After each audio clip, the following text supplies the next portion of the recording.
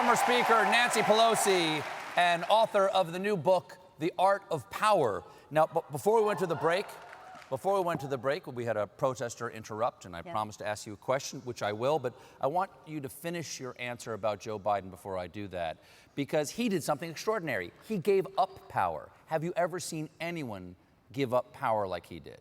Well, Lyndon Johnson, as you may, well, you were too young maybe, but as I recall, Thank you. He decided not to run for office in 1968. And that was quite extraordinary. And then we thought there would be a Democratic victory in November, but unfortunately what happened was the assassination of Martin Luther King Jr., then the assassination of Bobby Kennedy, which completely disrupted the process, and Nixon won. But when he gave up, he thought it was for a path to victory. So right now what we're talking about is, for all the somberness of the decision and the weight of the decision, and it was selfless and it was patriotic, and as he said in his speech, I love being president, but I love our country more.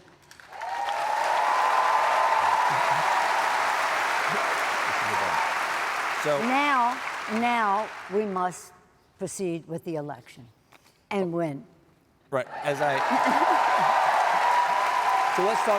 Let's talk about another aspect of power, the U.S. using its power overseas. As I said earlier, there was the political protester here, and there's, a political convention in town. You're a politician, and protests are natural. Yes. People are protesting, even within the Democratic Party. There's dissension over what is the proper use of American power, especially our projected power overseas, both firm and soft power, if the goal is the peaceful and prosperous future for both Israelis and Palestinians. What role does the United States play?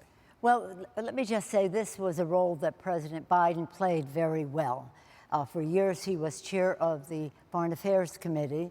He was a senator a long time, vice president and president. So his experience globally has been huge. If I could tell a story, before you were born again, when I was in school, I went to the inauguration of John F. Kennedy.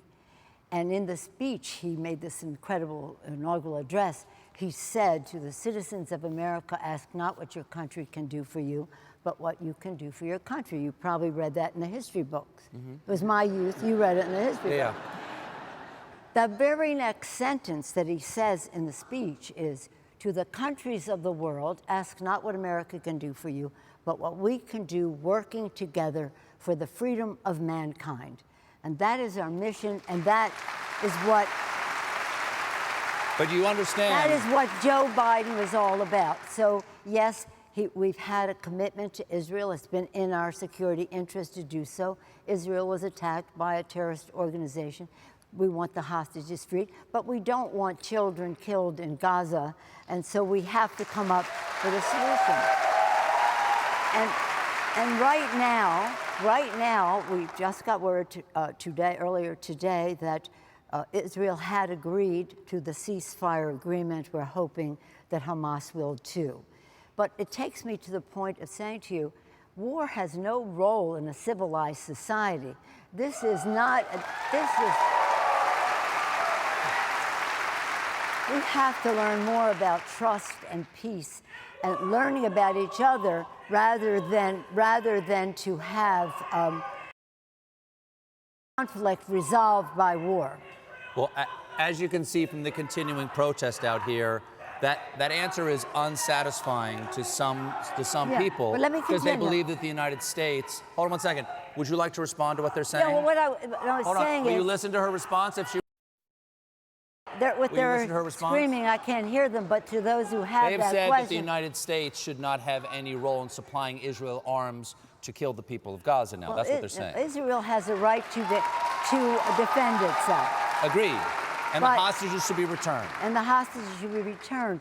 But the other part of it is that has been so major for all of us for many years, is that there must be a two-state solution. You cannot have peace unless you have a two-state solution.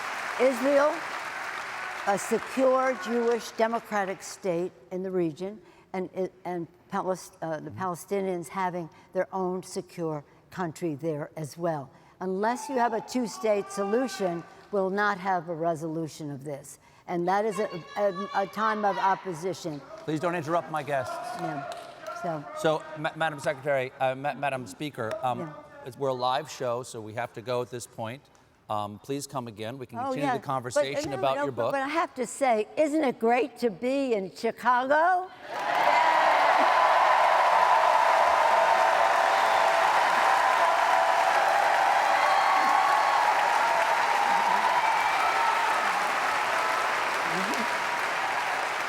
Wasn't the governor wonderful today?